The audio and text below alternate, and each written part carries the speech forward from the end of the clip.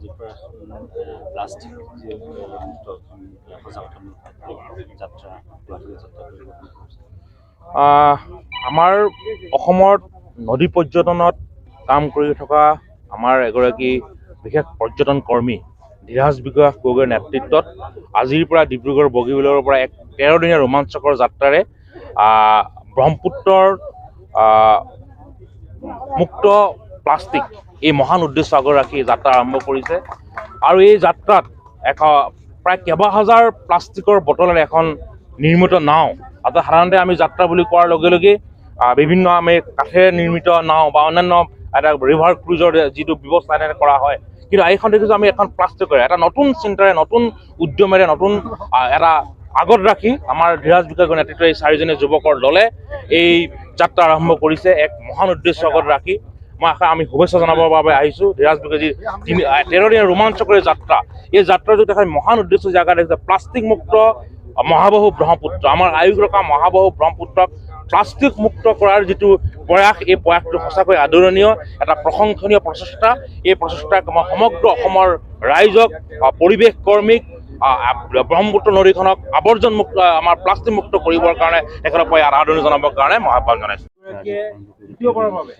হয়, মই ইয়াৰ তৰফৰ পৰাই সকলো নিউজক মই আন্তৰিক শুভেচ্ছা জনাইছোঁ আৰু অসমবাসী ৰাইজৰ, ডিব্ৰুগড়বাসী আৰু বৰপেটাবাসী ৰাইজে মোক আশীৰ্বাদ কৰাৰ কামনা কৰিছোঁ। মই যিহেতু এটা মোৰ 13 দিনীয়া এই যাত্ৰা মই ডিব্ৰুগড়ৰ পৰা গুৱাহাটীলৈকে কৰিম আৰু প্লাষ্টিক মুক্ত ব্ৰহ্মপুত্ৰ যিটো মোৰ প্ৰয়াস, সেইটো মই আগলৈও কৰি যাবলৈ মোক এটা সাহস দিয়ে, সেই কামনা কৰিছোঁ।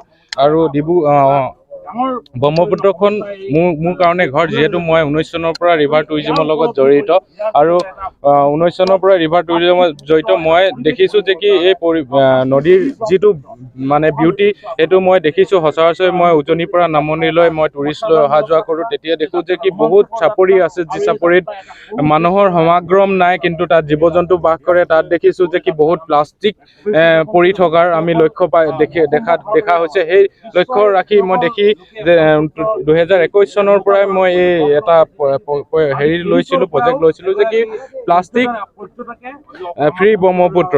এই ব্ৰহ্মপুত্ৰ 21 চনৰ পৰা কৰি আছোঁ। 21 চনত মই ডিব্ৰুগড়ৰ পৰা মাজুলী কৰিছিলোঁ আৰু 22 চনত মই চনকপাৰা কৰিছিলোঁ আৰু 23 চনত মই পাঁচআলি অপৰাজিতত কৰিছিলোঁ আমাৰ ডিব্ৰুগড়ৰ।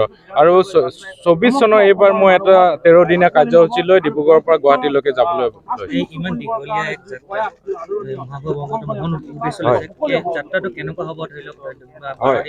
হয়, আমাৰ ইয়াত 12 ৰাতি লাগিব। আমি 13 দিনত ৰাতিপুৱা আমি প্ৰায় 1টামান বজাত আমি গুৱাহাটী পাম। আমি ট্ৰাই কৰিছোঁ যে কি 10টা বজাত সোমাবলৈ, কিন্তু 1টা বজাত 10, 11টা এনেকৈ বতৰে ক'ব।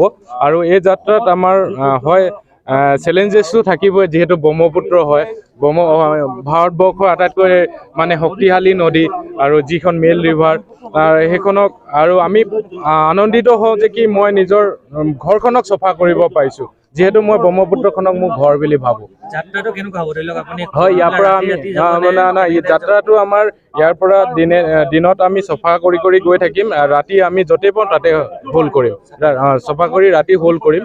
আকৌ নেক্সট দিনা আৰ্লি মৰ্ণিং আকৌ ওলাই আমি চফা কৰি আকৌ নেক্সট দিনা আকৌ আমি হোল্ড কৰিম, ৰাতি আমি হোল্ড কৰি যাম। হয়, দিনত আমি জাৰ্ণিটো ষ্টাৰ্ট কৰিম। কিমানজন যাব আপুনি? হয়, মোৰ লগত 3জন সতীৰ্থ যাব। আপুনি আৰু 3জন? হয়।